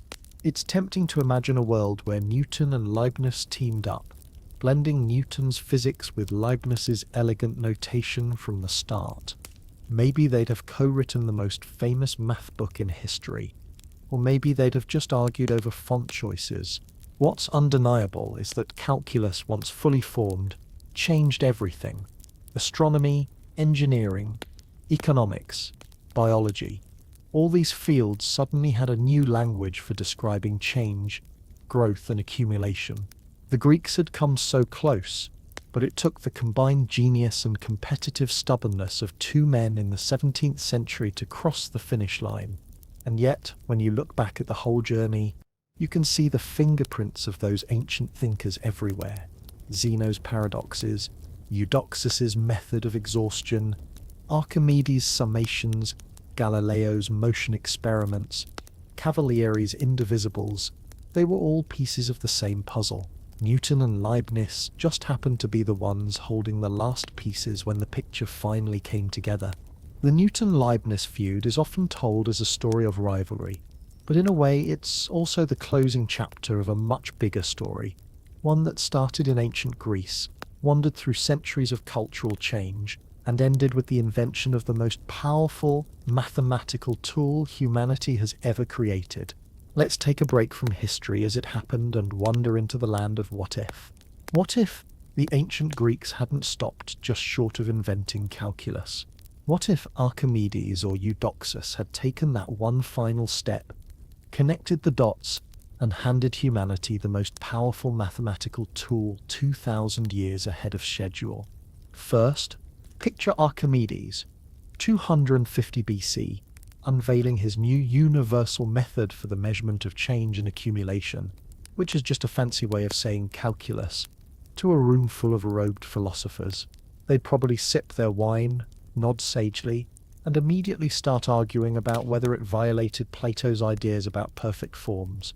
But soon enough, someone would realize what they were holding: the key to describing motion, growth, and change in precise, predictive ways.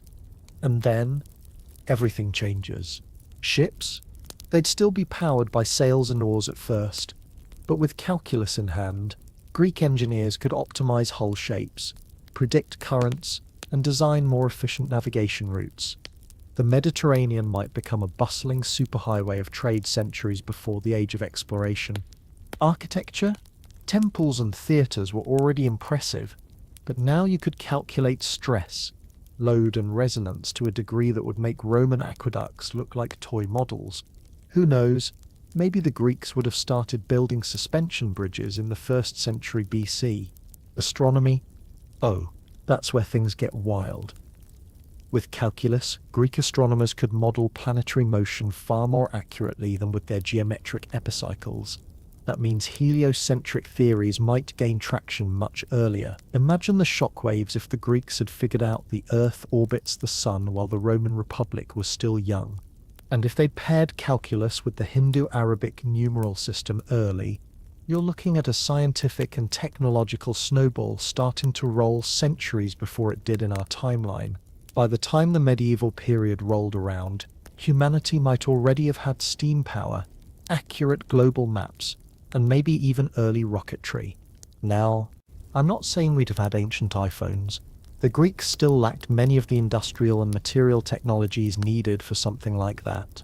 But they would have had the math to design complex machines, predict orbits, and maybe even start experimenting with pressure-driven engines, something Zeno of Alexandria actually toyed with in the 1st century AD. With calculus to back it up, that kind of tinkering might have turned into a genuine industrial revolution in antiquity.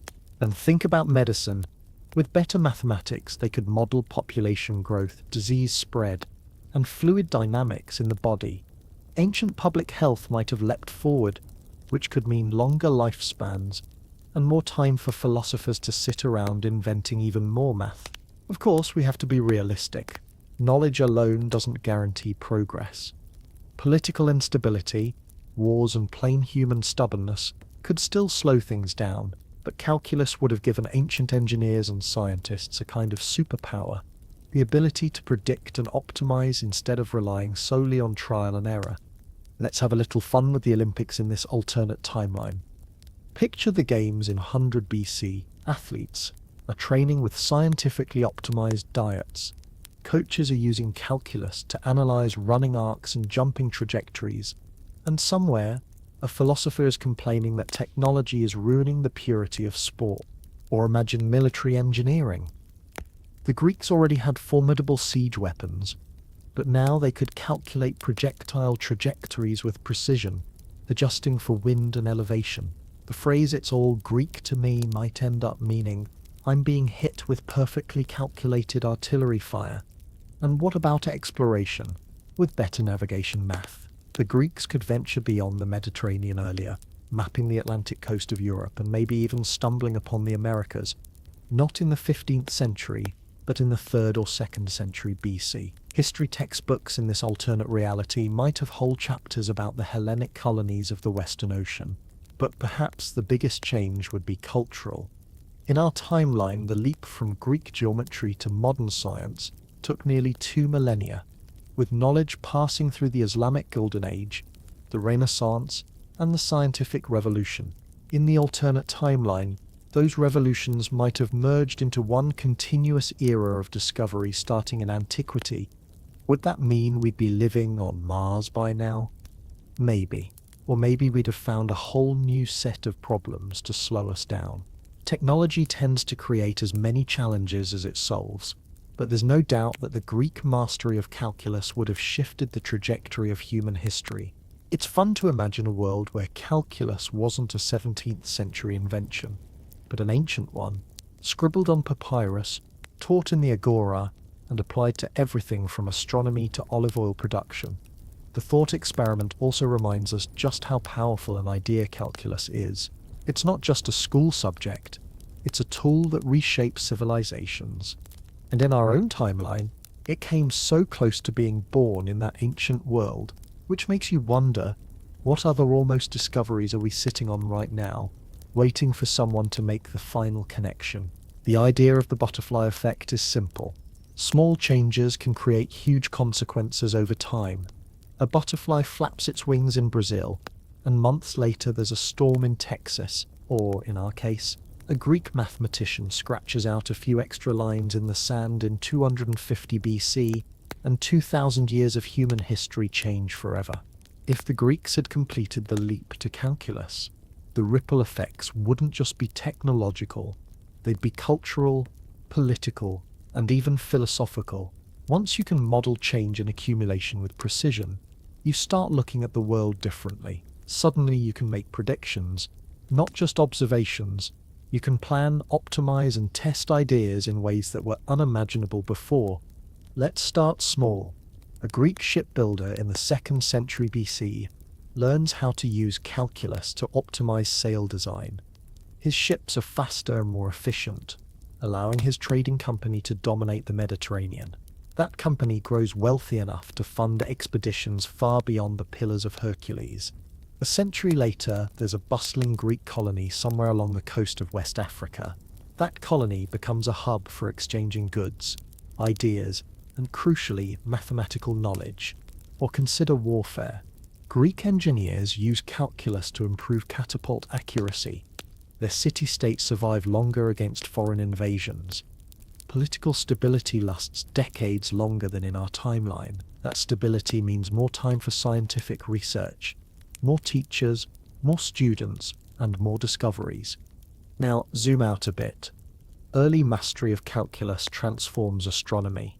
By the 1st century AD, Greek astronomers can calculate planetary orbits with remarkable precision. They start to notice patterns that hint at gravitational laws. It's not hard to imagine a version of Newton's law of gravitation appearing centuries before Newton himself was born, maybe named after Hipparchus or Ptolemy instead. If navigation improves, so does exploration. Maybe the Greeks reach the Americas in antiquity. That alone would trigger massive cultural shifts. Crops like maize and potatoes reach Europe a millennium early, boosting population growth. Gold and silver from the New World flood Mediterranean economies, reshaping trade and politics. You could end up with a global network of connected civilizations long before 1500 AD. But here's where it gets really unpredictable. Early technological booms can also create early bottlenecks. Industrial revolutions often lead to resource shortages, environmental strain, and social upheaval. If the Greeks had calculus and steam engines by, say, 500 AD, they might have industrialized before they understood the long-term consequences. Imagine coal-fueled cities in the ancient world struggling with smog and sanitation problems without modern medicine to keep up. Philosophy would change too. Greek thinkers were already fascinated by the nature of reality, time, and change. Calculus would give them a whole new language for describing these concepts. Zeno's paradoxes wouldn't just be dinner party conversation, they'd be solved with rigorous proofs. That could shift the way Western philosophy develops, possibly making it more mathematical and less reliant on pure rhetoric. Religion might also take a different shape. Calculus could be seen as evidence of a deeply ordered, mathematically precise universe. That might strengthen certain theological ideas about a divine designer, or spark entirely new debates about fate, free will, and randomness. Imagine theological arguments backed not just by scripture but by integrals and derivatives. The economic impacts would be massive. With better predictions of crop yields, shipping times, and market fluctuations, economies could grow faster and more efficiently. Merchant guilds might evolve into something like early multinational corporations. Banking systems could develop sophisticated interest models centuries before they did in our world. And education. If calculus became part of the Greek curriculum, you might have a society where mathematical literacy is as common as reading and writing. That means more inventors, more engineers, more scientists, and a population more capable of understanding and participating in technological change. Of course, the butterfly effect cuts both ways. A single war, plague, or political collapse could still derail progress. Even in a world with Greek calculus, technology doesn't make humans less human. It just changes the tools we use to be human. We'd still have rivalries, ambitions, and the occasional leader who makes baffling decisions. The real unknown is how far ahead we'd be today. Would we already be exploring other star systems? Or would we be about as advanced as we are now, just with a different path to get here? Maybe instead of smartphones, we'd have some completely different technology that's impossible for us to imagine. Something as strange to us as TikTok would be to Archimedes. The only thing that's certain is that early calculus would have been a force multiplier. Every other discovery, from mechanics to medicine, would have arrived faster. Some problems might have been solved before they ever became problems in our history. Others might have appeared sooner, forcing humanity to deal with them in an entirely different context. That's the beauty and danger of the butterfly effect. Change one thing, and you don't just get a new timeline. You get a whole new world. We've spent a lot of time looking at how close the Greeks came to inventing calculus, and even imagining what might have happened if they had. But now it's time for the tougher question. Could they have actually done it, given the tools, culture, and knowledge they had? Or were they missing pieces that made the leap impossible? Let's start with the yes column. The Greeks clearly had the brains for it. From Zeno's paradoxes to Archimedes' method of exhaustion, they were already playing with the core concepts: infinity, limits, and the summation of infinitely small parts. Archimedes' work on parabolas, spheres, and spirals is so close to integration that you could slide it into a modern calculus textbook, and most students wouldn't notice. They also had a strong tradition of logical proof. This meant that if they had stumbled on a general method for differentiation and integration, they could have made it rigorous. They wouldn't have been content with it work sometimes. They'd have locked it down with proofs that could survive the centuries. And they weren't afraid to think abstractly. Greek mathematics wasn't just about building stuff or counting things. It was about understanding the deep, hidden structures of the universe. That mindset is perfect for something like calculus, which requires you to think about change, motion, and accumulation in a very general way. But then there's the no column, and this one's got some heavy hitters. First, the Greek number system. As we've seen, it was clunky for large-scale computation, without positional notation or a true zero. Even relatively simple arithmetic could become a headache. Calculus often involves manipulating long expressions, and the Greeks would have had to do it all in geometric diagrams or in words. both of which are slower and more prone to error than symbolic notation. Second, algebra. The Greeks were brilliant geometers, but their algebra was primitive by modern standards. They could solve certain equations, but they didn't have the kind of symbolic manipulation that lets you generalize a result and apply it to lots of different cases. Newton and Leibniz had the benefit of a mature algebraic tradition that let them express calculus as a system of formulas anyone could learn and apply. Third, cultural attitude. Greek mathematics valued exactness over approximation. Calculus starts life messy. Infinite series, infinitesimals, and getting closer and closer to a value. Even Newton's first drafts were, by Greek standards, suspiciously hand-wavy. The Greek elite might have considered early calculus too imprecise to be worth their time. Fourth, technology. While you don't need a supercomputer to invent calculus, it helps to have precise instruments for measurement and experimentation. Galileo's inclined plane experiments, for example, were possible because of Renaissance advances in timekeeping. The Greeks had water clocks, but they weren't accurate enough for high-precision motion studies. Finally, historical momentum. Calculus wasn't born in a vacuum. It emerged in a world already buzzing with advances in physics, astronomy, and engineering. Newton had Kepler's laws, Galileo's mechanics, and a community of scientists all wrestling with problems that screamed for a new mathematical tool. The Greeks, brilliant as they were, didn't have the same concentration of problems that demanded calculus as the obvious solution. So where does that leave us? Could they have done it? Maybe. If a few things had broken differently. A better numeral system, a cultural shift toward close enough thinking, and a lucky generation of problem solvers, all tackling motion and change at the same time, then yes, it's possible. They had enough of the building blocks to make it work. But it's equally possible they were destined to stop. Just short. Calculus is one of those ideas that's easier to see when the world is ready for it.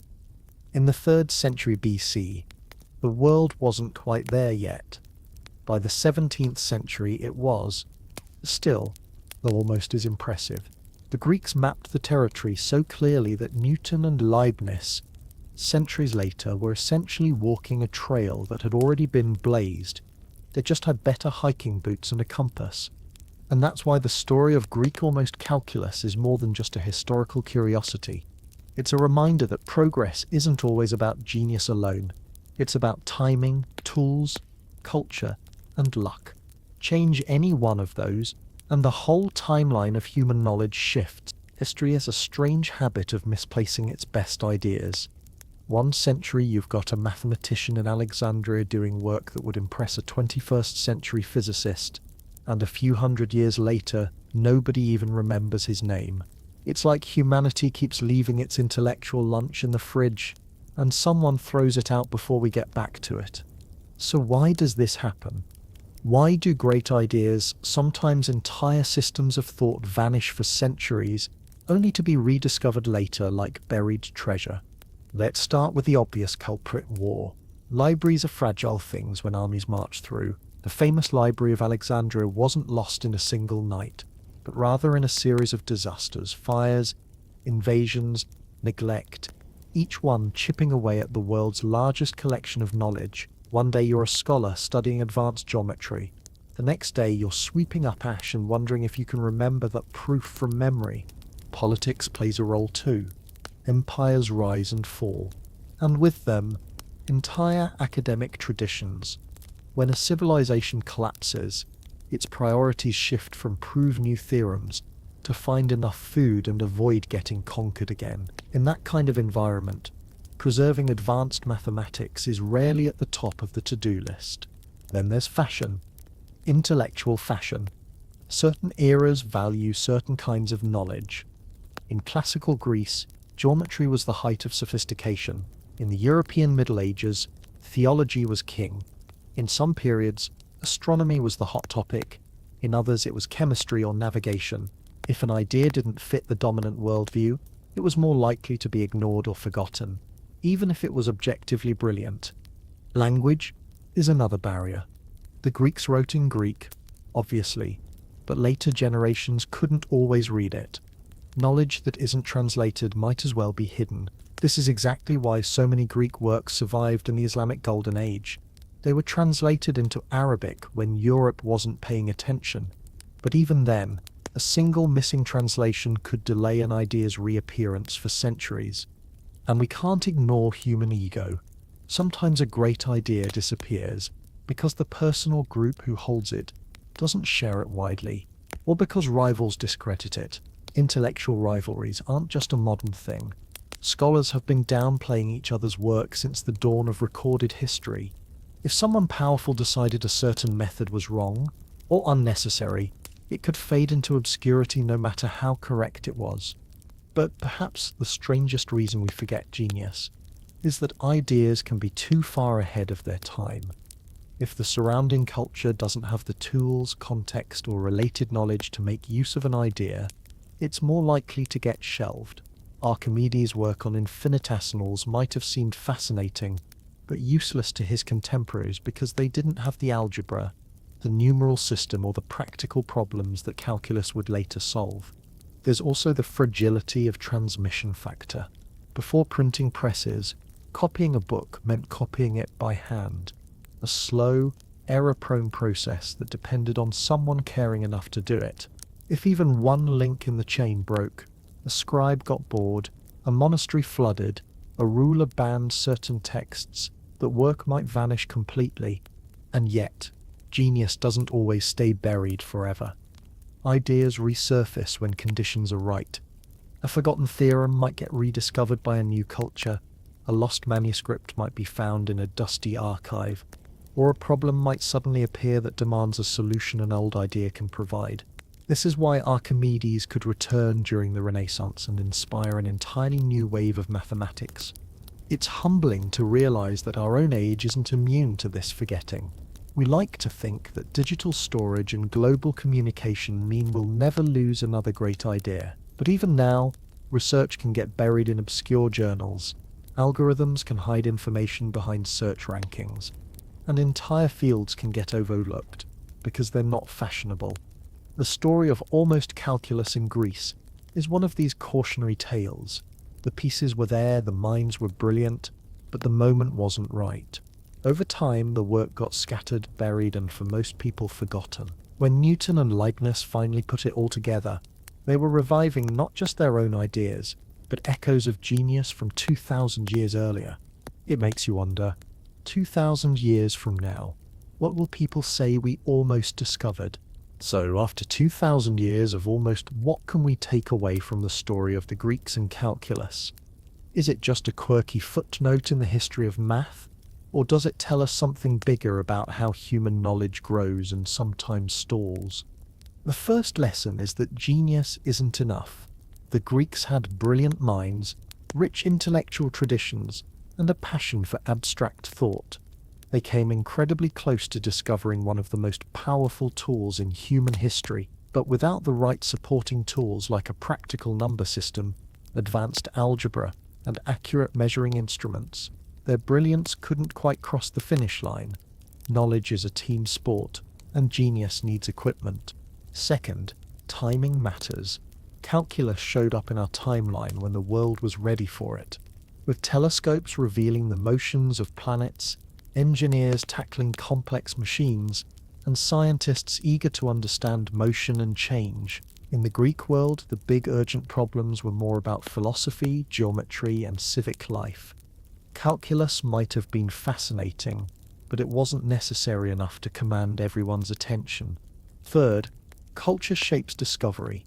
The Greeks valued exact proofs over approximations, and elegance over raw practicality. That mindset gave us the foundations of rigorous mathematics, but it also meant that messy, infinite, close enough methods didn't feel respectable. In a way, their own intellectual standards slowed them down. It's a reminder that sometimes you have to accept a little mess to make big breakthroughs. Fourth, preservation is everything. We only know what we know about Greek almost calculus because some texts survived in Greek, in Arabic, in Latin, often by pure luck. If a few key manuscripts had been lost, We might never have guessed how close they came. This should make us paranoid in a good way about keeping our own knowledge safe. Today we rely on digital storage, but that has its own vulnerabilities. Future historians might shake their heads at all the ideas we let vanish in dead file formats. Fifth, inspiration is contagious across centuries. When Renaissance scholars rediscovered Archimedes, it didn't just fill in a historical gap. It lit a fire under mathematicians like Galileo, Kepler, and Newton. Ancient ideas don't just belong to the past. They can be fuel for the future. That means the things we create now could inspire people hundreds or thousands of years from today, if they survive. Finally, there's the humility factor. It's easy to look back and think, if I lived in ancient Greece, I'd have invented calculus in an afternoon. But the truth is, every generation misses opportunities. The Greeks missed theirs. Who's to say we're not sitting on our own almost discoveries right now? Maybe there's a theory of everything waiting in a half-forgotten physics paper. Maybe the cure for a major disease is in a data set no one's looked at closely. The Greeks remind us that progress isn't automatic. You have to go looking for it. And you have to connect the dots when you see them. In the end, the story of almost calculus isn't a failure story. It's a success story, just one that took a long time to finish.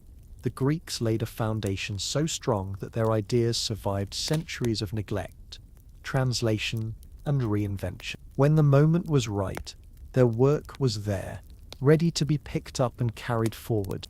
And that might be the biggest lesson of all. Curiosity doesn't expire. A good question once asked will keep echoing until someone answers it.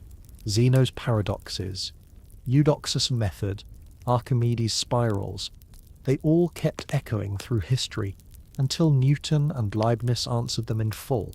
So maybe tonight, as you drift off to sleep, you'll think about the problems we haven't solved yet, the ideas that are still just out of reach.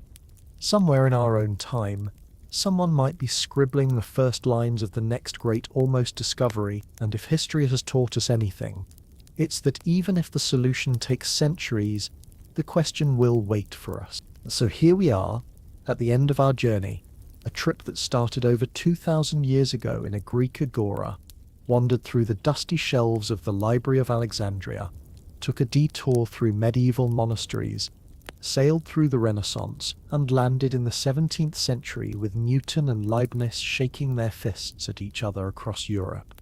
We've seen the ancient Greeks come right up to the edge of calculus, almost step over it, and then turn around to go discuss philosophy over wine.